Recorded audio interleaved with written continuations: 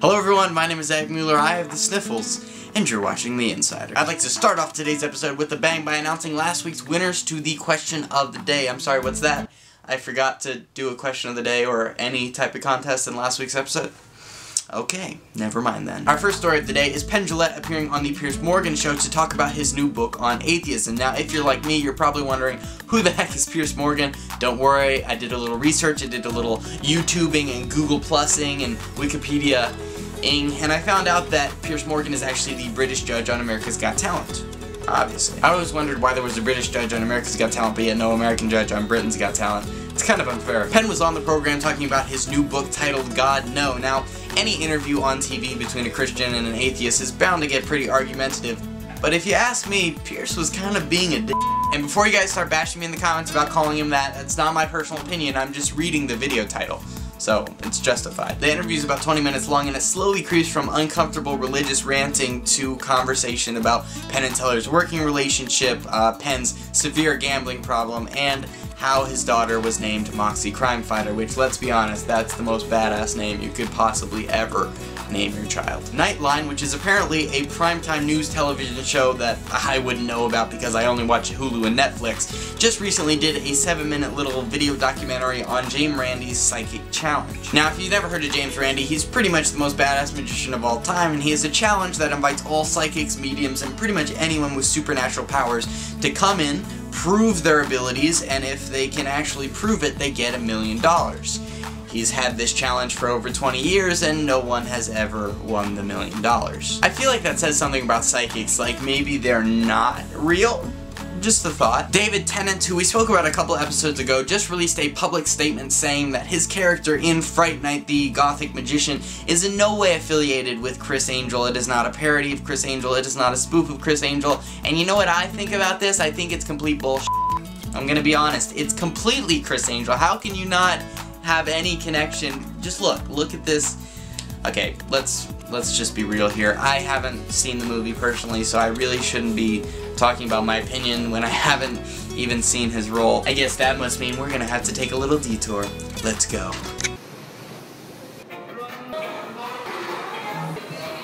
Hi, can I get a carnitas burrito? Alright, just saw the movie. Yeah, nothing like Criss Angel at all. Take it all back. The main difference between David Tennant's character in the movie and Criss Angel is that David Tennant is playing a magician. He's pretending to be a magician, and Criss Angel, unfortunately, is actually a magician. It's very easy to confuse. A, B, C, D, E, F, G, H, I, J, K, L, M, N, P, Q, R, S, T, U, V, W, X. Speaking of X, there's a magic-themed episode of The X-Files on Hulu Plus that features both Ricky Jay and Jonathan Levitt, who are two pretty big magicians in the magic community. Now, I never really got into The X-Files, but it's a pretty damn good episode, and it's free on Hulu, so I thought I'd bring it to your attention so that you can watch it. Well, it's not completely free. I mean, you have to have a subscription to Hulu Plus, but I already do, so I assume that you do as well. Obviously. Tonight we released the Guardian Deck V2, which is pretty much the same as far as the cards go. However, we did give the box quite a facelift with embossed lettering, metallic foils on the little 11 logo at the bottom, and it's all printed on imported French paper. It's making me hungry just thinking about it. Last but certainly not least, August 31st is my birthday! Well, it's not my birthday specifically, but it's Theory 11's birthday. It's actually our 4th year anniversary from the year we started in September of 2007. We're gonna have a huge party in Vegas that you are all invited to, so definitely leave a comment down below if you want to RSVP and you can come to our big party. I'm totally kidding.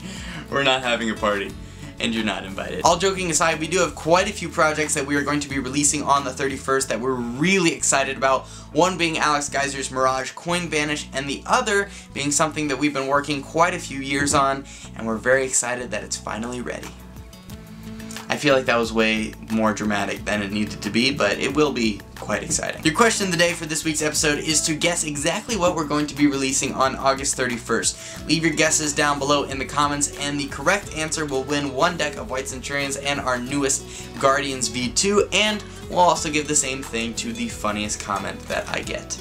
I feel like I trailed on far too long in that sentence, but I couldn't think of the word to stop on, just like I'm doing now, and I have a problem. So there will be two winners, one with the correct comment and one with the funniest comment, so get those witticisms flowing. You know, I always wondered why witticism is a word, but yet witticist is not a word. It really irritates me. Be sure to leave your comment down below whether you want to participate or not, and also be sure to check out our weekly Saturday night contest tomorrow night in our forums. Other than that, thank you very much for watching, and I will see you next Friday.